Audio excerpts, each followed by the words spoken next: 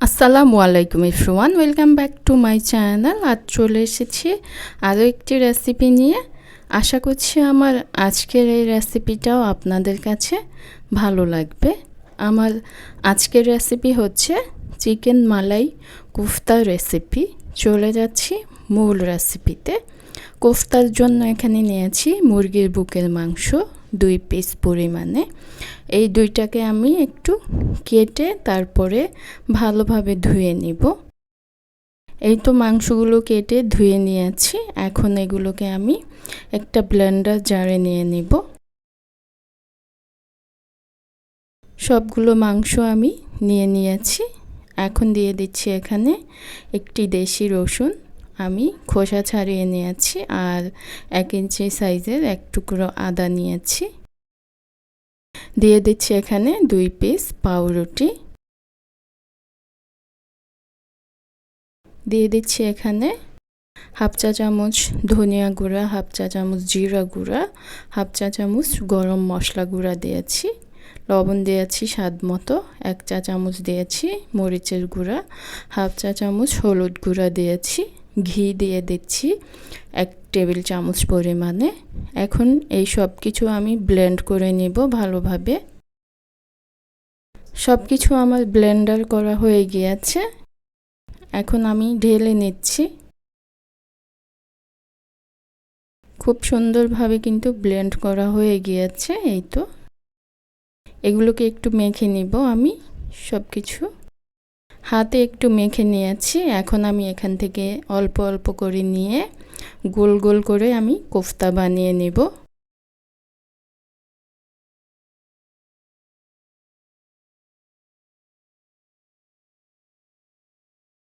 এই তো কোফতাগুলো আমি বানিয়ে নিব সবগুলো এভাবেই।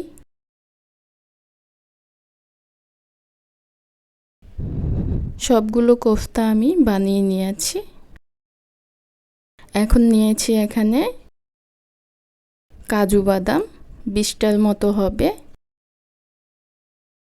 নিয়ে নিচ্ছি পেঁয়াজের বেরেস্তা 1 ফুড কাপ পরিমাণে নিয়ে নিচ্ছি। আর অল্প পানি দিয়ে এগুলো ব্লেন্ড করে নেব।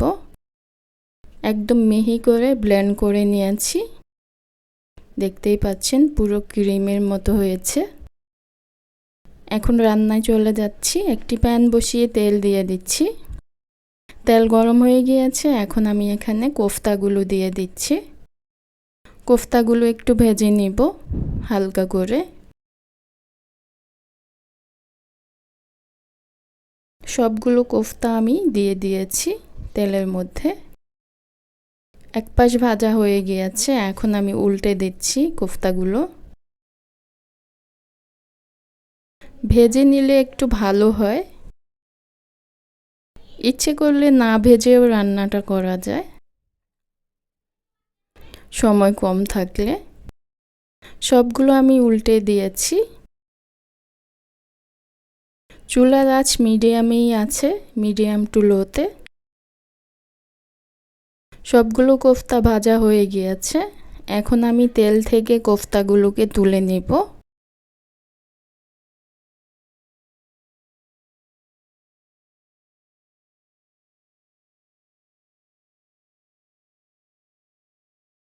সবগুলো কোফতা আমি তুলে নিয়েছি।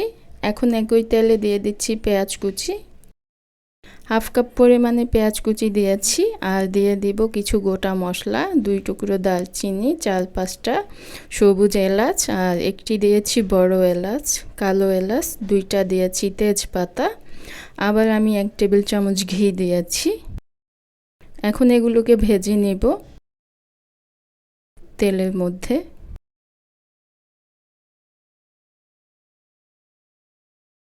এগুলোকে ভেজে নিয়ে এখানে দিয়েছি 1 চা চামচ পরিমাণে আদা রসুন বাটা।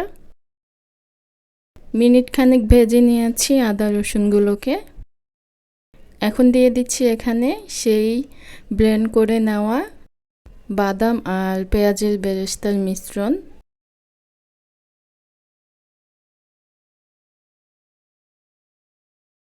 বেশ কিছুক্ষণ আমি তেলের মধ্যে কষিয়ে নিয়েছি। এখন ব্লেন্ডার জারটা ধুয়ে আমি পানি দিয়ে দিচ্ছি, মশলা কষিয়ে নেব।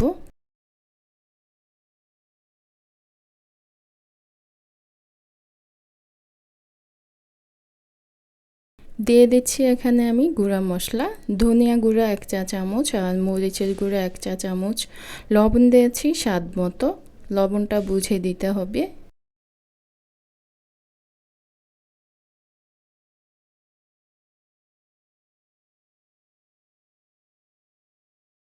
ভালোভাবে নেড়ে আমি মশলাগুলোকে কষিয়ে নিয়েছি।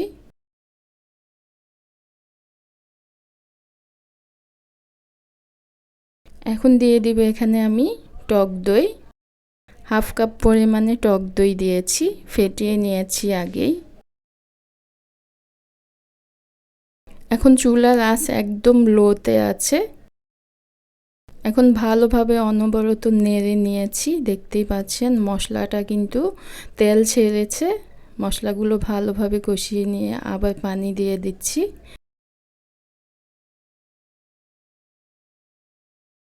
এখন ভালোভাবে নেড়ে দিচ্ছি।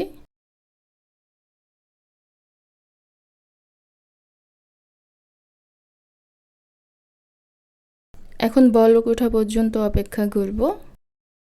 বলক উঠে এসেছে, এখন আমি ভেজে রাখা কোফতাগুলো দিয়ে দিচ্ছি।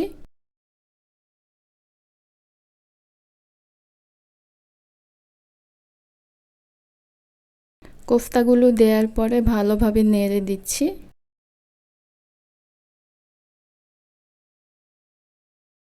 বলক উঠে এসেছে, আমি আবার একটু চিনি দিয়েছি 1/2 চামচ মতো।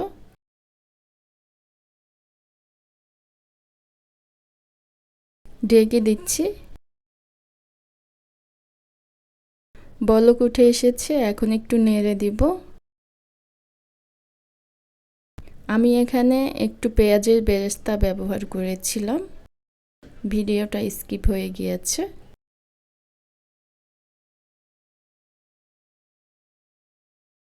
এখন এই পর্যায়ে দিয়ে দিচ্ছি এখানে ক্রিম। আমি দুধের সর ব্লেন্ড করে নিয়েছি, 1 ফুড কাপ পরিমাণে দিয়েছি এখানে গুঁড়া দুধ।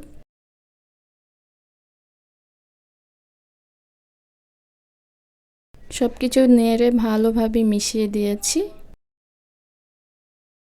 এখন আমি এগুলোকে দিয়ে দিয়েছি এখানে সামান্য পরিমাণে গরম মশলা। সব কিছু নেড়ে আমি ঢেকে দিব, চুলার আঁচ একদম মিডিয়ামে রেখে। এই তো আমার কোফতা রান্নাটা হয়ে গিয়েছে, দেখতেই পাচ্ছেন তেল ভেসে উঠেছে আর খুব সুন্দর একটা কালার চলে এসেছে। একটাও কিন্তু ভেঙে যায়নি কোফতা, ফুলে ডাবল হয়ে গিয়েছে। এখন আমি চুলা বন্ধ করে নামিয়ে নিব। আশা করছি আমার আজকের এই রেসিপিটা আপনাদের কাছে ভালো লেগেছে। ভালো লেগে থাকলে প্লিজ একটি লাইক দিয়ে দিবেন। আর যারা এখনও আমার চ্যানেলটাকে সাবস্ক্রাইব করেননি প্লিজ সাবস্ক্রাইব করে দিবেন। আজকের মতো এখানেই বিদায় নিচ্ছি, আবার ফিরে আসব নতুন কোনো রেসিপি নিয়ে। সে পর্যন্ত সবাই ভালো থাকবেন, সুস্থ থাকবেন। আল্লাহ হাফেজ।